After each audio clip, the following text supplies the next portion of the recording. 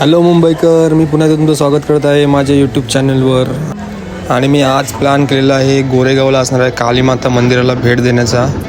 आणि मी आता आलो गोरेगाव स्टेशनला. आणि मी ट्रेनमधून उतरतानाच रॅपिडो बुक केली. 12 रुपये डिस्काउंटनी मला 31 रुपयामध्ये रॅपिडो बुक झाली.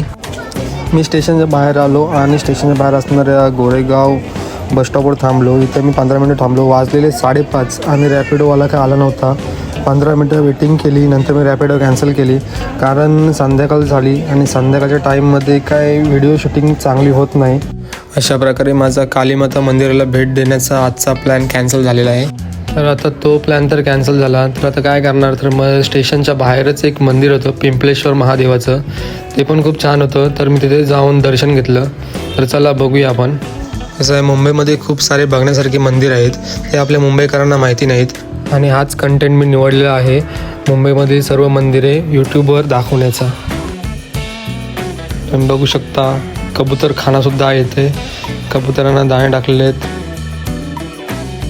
आणि संध्याकाळचे 6 वाजले जातात. या टाईमला तुम्ही इथून स्टेशन बघा. स्टेशन जवळच आहे, 2 मिनिटांच्या अंतरावर स्टेशन आहे. अरे, पिंपलेश्वर महादेव मंदिर, हनुमान मंदिर आणि शनी मंदिर.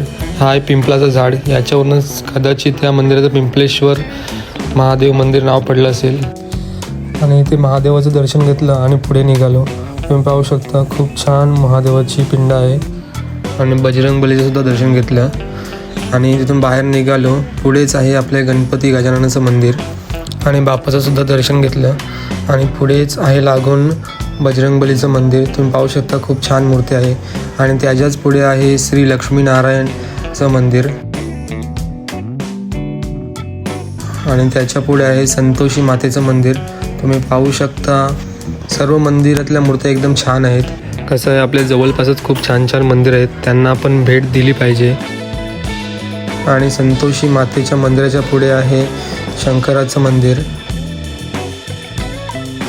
आणि त्याच्याच पुढे आहे श्री राम लक्ष्मण आणि जानकी यांचं मंदिर. आणि श्रीरामांच्या मंदिराच्या पुढे दत्तगुरूंचं मंदिर. दत्तगुरूंचं दर्शन घेतलं आणि मंदिराच्या बाहेर निघालो. आणि जो माझा कालीमाता मंदिराला भेट देण्याचा प्लॅन अर्धवट राहिला आहे, तो मी येत्या काही दिवसात कंप्लीट करेन. चला भेटूया आता पुढच्या व्हिडिओमध्ये. Thank you for watching. Please like करा, शेअर करा, कमेंट करा आणि सबस्क्राईब करा. धन्यवाद.